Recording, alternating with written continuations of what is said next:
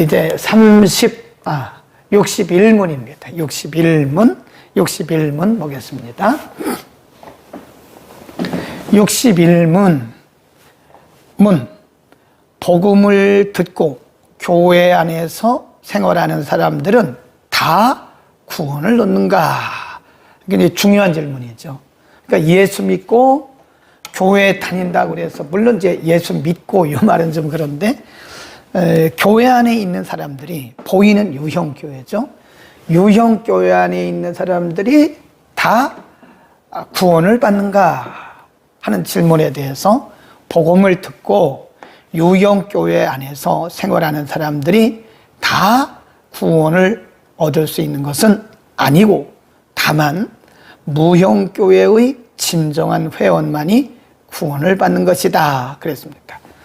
그러니까 이 말을 우리가 이제 다르게 얘기를 하면, 교회 다닌다고 그래서, 교회 안에 있다고 그래서 다 구원받은 것이냐 하는 그런 문제예요. 그렇다라고 말할 수가 없다는 거죠. 우리가 교회 안에도 보면요, 그런 얘기를 제가 여러 번 했는데, 이 도널드 맥가브란이라고 하는 유명한 교회 성장학자는 그런 얘기를 했습니다. 전 세계 인구의 전 세계 인구가 지금 80억이 가깝다고 그러죠. 물론 이제 그때 당시 통계하고 지금 통계가 똑같다고 볼 수는 없어요. 좀 다를 수는 있어요. 전 세계 인구의 25%가 크리스천이다. 제가 볼 때는 요즘 조금 떨어지지 않았나, 이제 그런 생각을 하는데요. 전 세계 인구의 25%가 크리스천이고, 그리고 또 그 25% 안에 있는 25%가 진정한 거듭난 성도다. 좀 무리수이긴 한데, 이분의 통계 이론은 뭐 꼭 맞다고 볼 수는 없어요. 이게 교회 안에 있는 성도 중에 25%는 어쩌면 아직도 거듭나지 못하고 구원의 복음 혹은 구원의 확신이 없는 자일 수 있다. 그래서 이 맥가브란이라고 하는 학자는 뭐라고 얘기를 하냐면, 이 교회 밖전도, 원래 전도는 안 믿는 사람들에게 하는 거잖아요. 교회 밖에 있는 사람들에게 전도하는 거. 또 한 가지는 교회 안전도. 교회 안에도, 몸은 교회 안에 와 있지만 아직 예수를 영접하지 못한 자가 있다는 거죠. 중요한 얘기입니다. 우리가 교회를 다닌다고 해서 다 구원받는 건 아니죠. 예수를 믿어야 구원받는 거죠. 예수 믿고, 그러니까 예수 그리스도를 나의 개인의 구조로 영접해야 돼요. 그리고 거듭나야 돼요. 우리 한번 찾아보죠. 요한복음에 보면, 요한복음 3장을 한번 보시죠. 요한복음 3장에 보면, 요한복음 3장 5절입니다. 여기에 보면 나오죠. 요한복음 3장 5절 그리고 3장 16절을 보겠습니다. 3장 5절 145면에 있습니다. 5절, 예수께서 니고데모하고 지금 대화하는 거예요. 예수께서 대답하시되 진실로 진실로 내게 이르노니 사람이 물과 성령으로 나지 아니하면 하나님 나라에 들어갈 수가 없다. 그 이유가 뭐냐? 6절, 육으로 난 것은 육이요 성령으로 난 것은 영이다.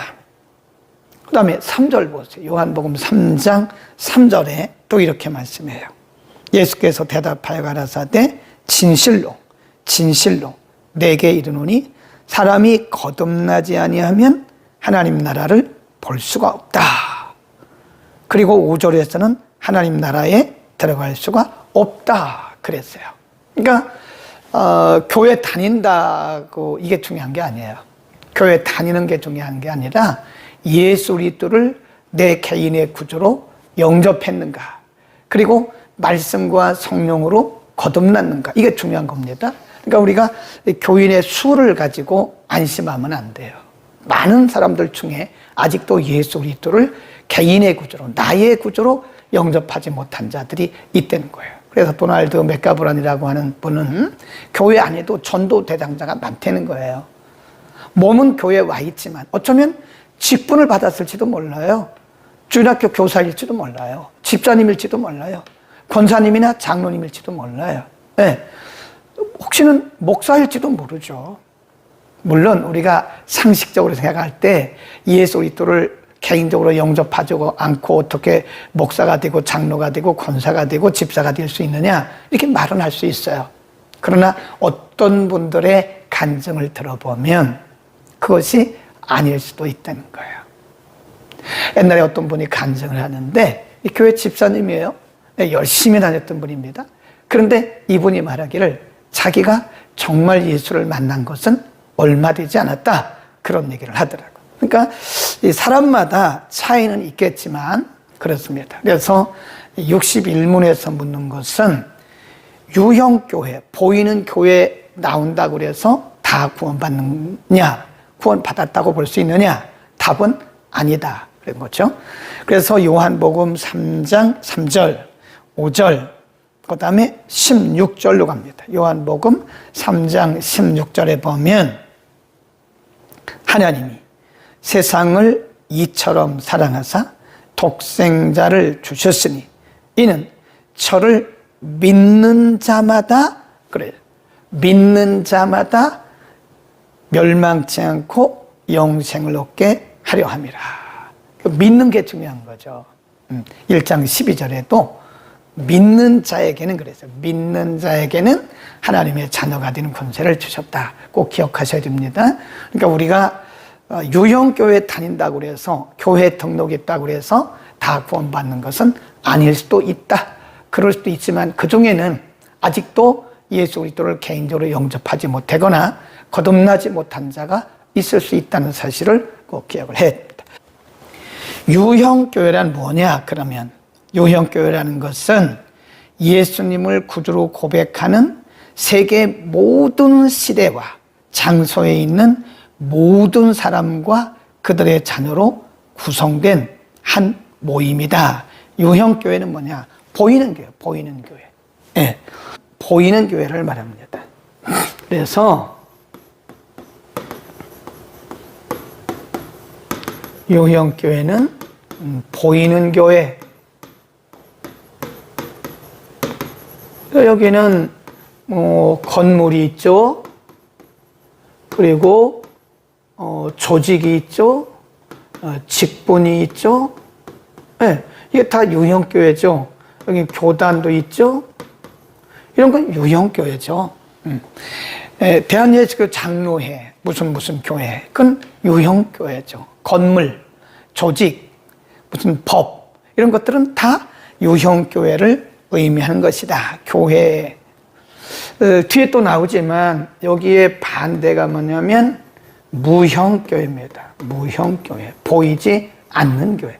이거는 보이는 교회고 이거는 보이지 않는 교회. 그러니까 예수 그리스도를 개인의 구주로 고백하고 영접하면 그 자체가 교회예요. 예, 그러니까 이 둘 중에 뭐가 더 중요하냐? 다 중요하죠. 그런데 이 둘 중에서 꼽으라 그런다면 이 무형교회가 훨씬 더 중요합니다.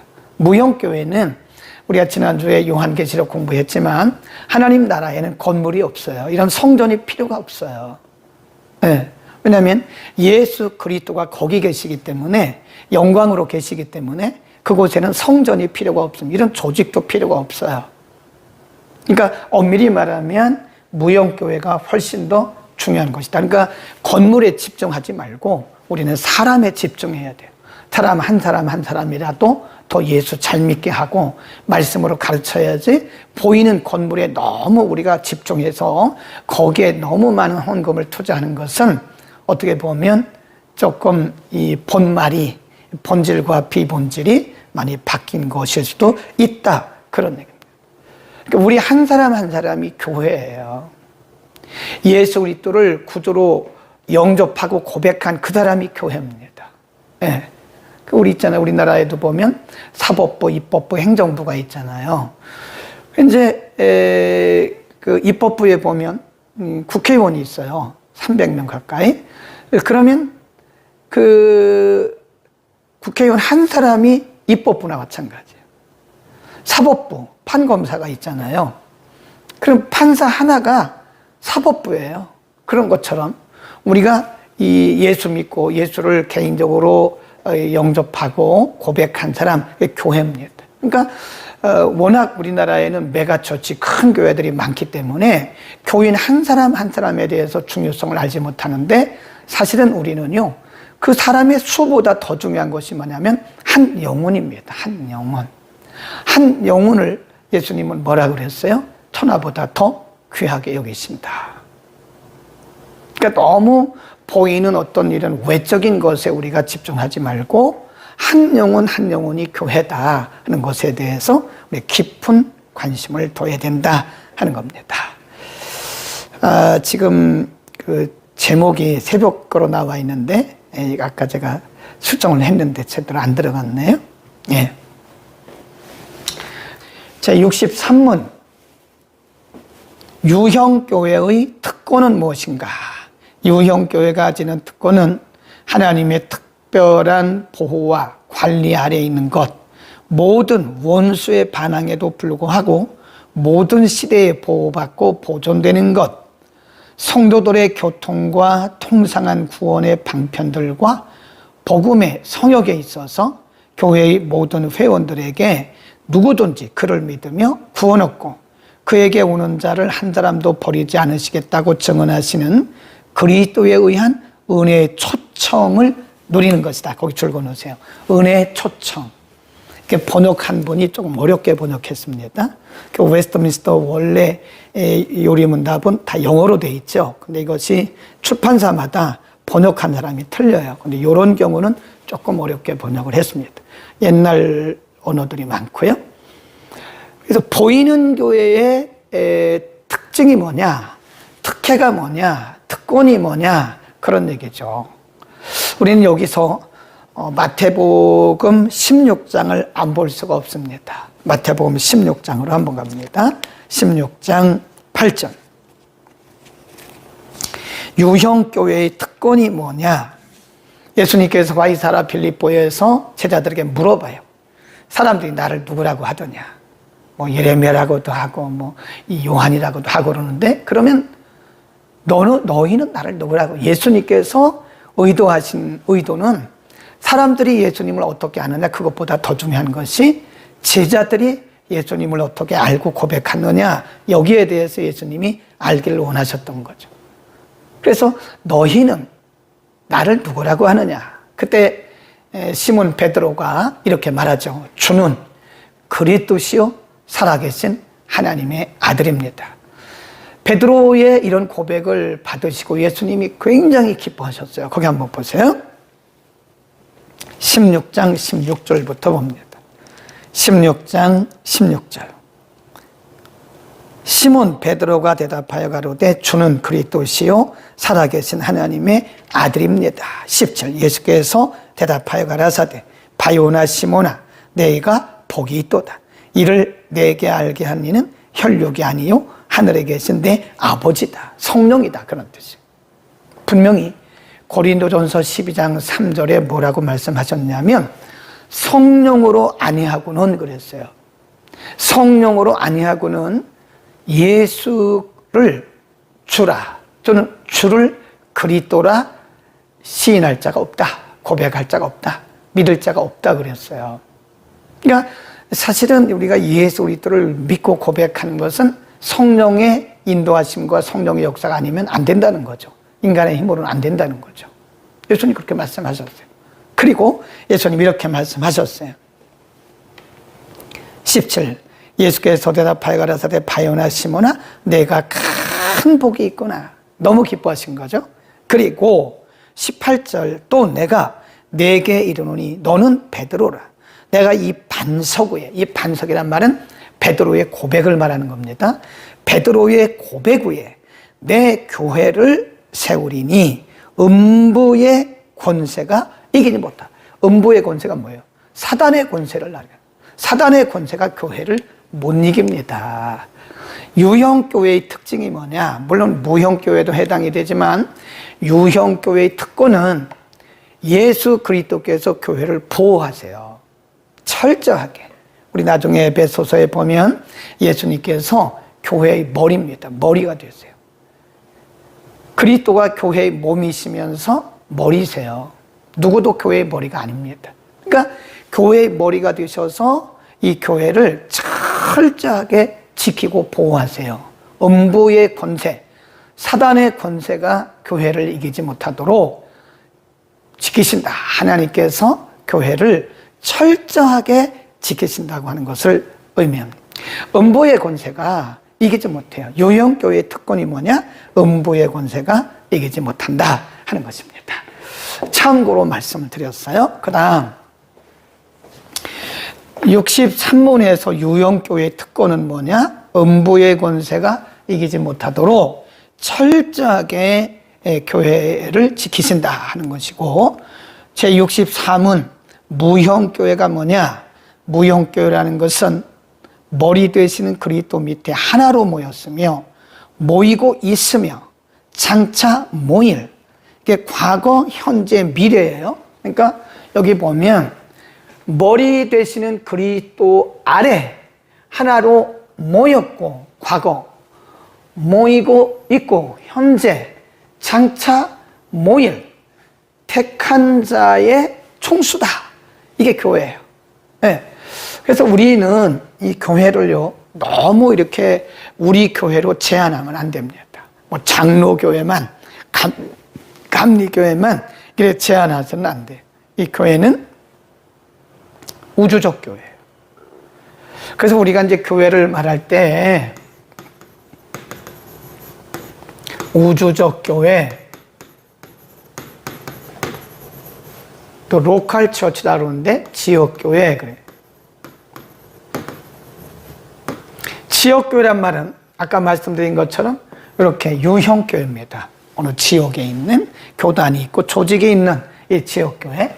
우주적 교회라고 하는 것은 좀 전에 설명했던 것처럼 예수 그리스도를 구주로 믿고 고백하는 모든 하나님의 백성들을 일컬어서 무형교회, 그리고 우주적 교회라 그런다.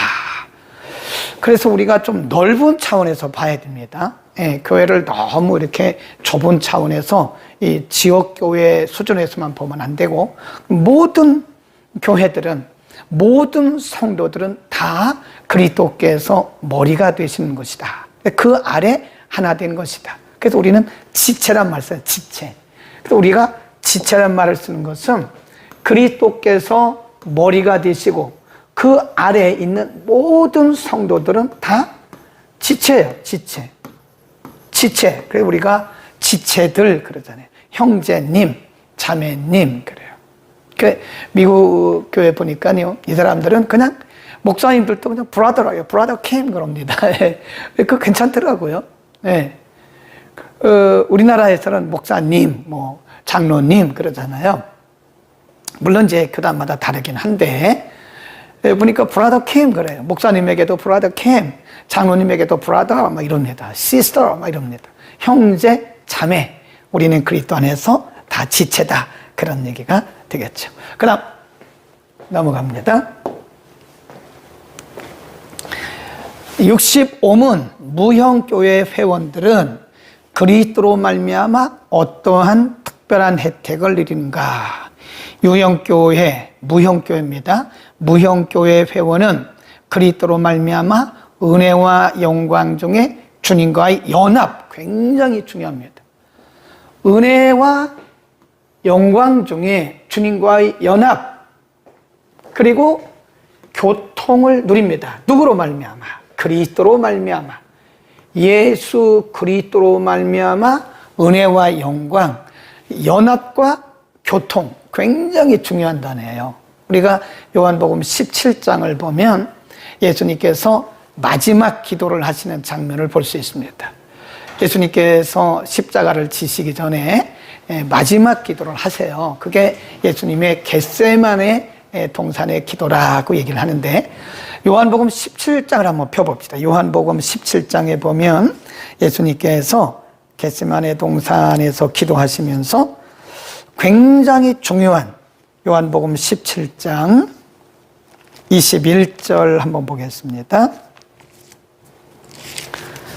요한복음 17장 21절. 요한복음 17장은 예수님께서 십자가를 지시기 전에 드렸던 기도인데 굉장히 중요한 자예요. 2절에 보면 아들에게 주신 모든 자, 믿는 자, 무형교회를 의미하는 거죠. 그 다음에 쭉 내려가다가 15절 봅니다. 내가 비옵는 것은 저희를, 이거 믿는 자를 얘기하는 거예요. 무형교회. 저희를 세상에서 데려가시기를 위함이 아니요 오직 악에 빠지지 않게 보존되기를 원합니다. 보존되기를 위함이다. 17절 저희를 진리로 거룩하게 하옵소서. 아버지의 말씀은 진리이다. 20절 보세요. 굉장히 중요한 말씀이 있어요.